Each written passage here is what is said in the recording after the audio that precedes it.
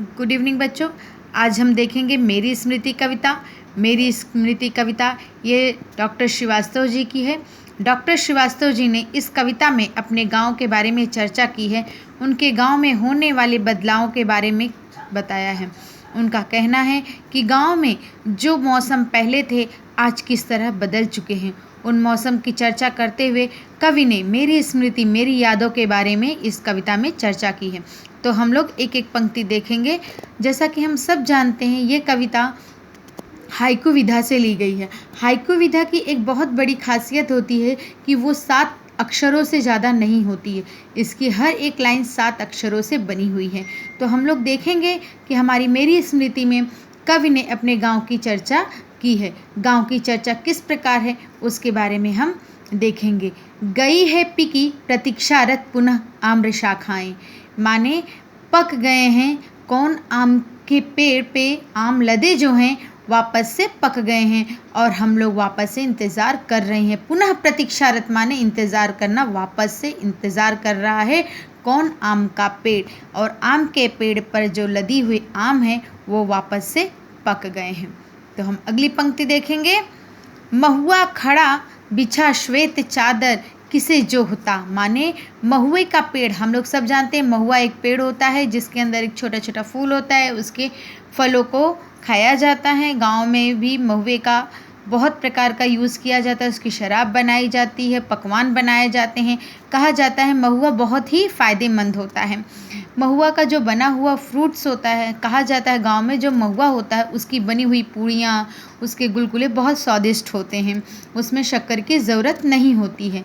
और ये गांव में रहने वाले सभी लोग जानते हैं कि महुए की खूबसूरती जब वो आती है तो बहुत अच्छी महक लाती है, इसकी मिठास पूरे गांव में फैल जाती है। महुआ जो होता है वो श्वेत चादर माने उसका फूल पूरे ज़मीन पे गिरा हुआ है और ऐसे लग रहा है जैसे किसी की राह देख रहा हो। किसकी व्यथा छा गई बन घटा नभ है घिरा, माने कौन इतना व्यथित है, कौन कितना दुखी है और ये घटा के रूप में माने आसमान में एक बादल की तरह घिर गया है। कौन है? सांझ का तारा किसे खोजने आया आम निशा में, माने सांझ का तारा, शाम का जो शाम हो गई है, अब ये शाम के जो तारे हैं वो किसे खोजने आया है, कोई तो किसी को खोजने आया है। ऐसे लग रहा है जैसे शाम ढल चुकी है और किसी खोजने आ चुका है। कौन संदेशा ले पवन आया सुनने तो दो, माने कोई तो संदेशा लेकर आया। संदेशा कौन लेकर आया? हवाएं, पवन। और कवि क्या कह रहा है? मुझे सुनने तो दो, कोई तो संदेशा लेकर आया है। रची बसी हो मेहंदी की गंध याद आती है, माने जब मेहंदी की कोई मेहंदी रचता है अपने हाथों में तो उसकी खुशबू मुझे अपने गांव की याद दिला देती है।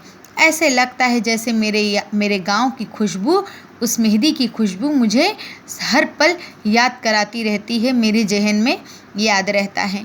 खुल गए हैं पी कहाँ पुकार से पृष्ठ पिछले, माने खुल गए माने याद आ गया है पुरानी बातें। मुझे इन सब चीज़ों से आवाज़ सुनने के बाद ऐसा लग रहा है मेरा पुरानी जो यादें थी वो सब खुल गई हैं।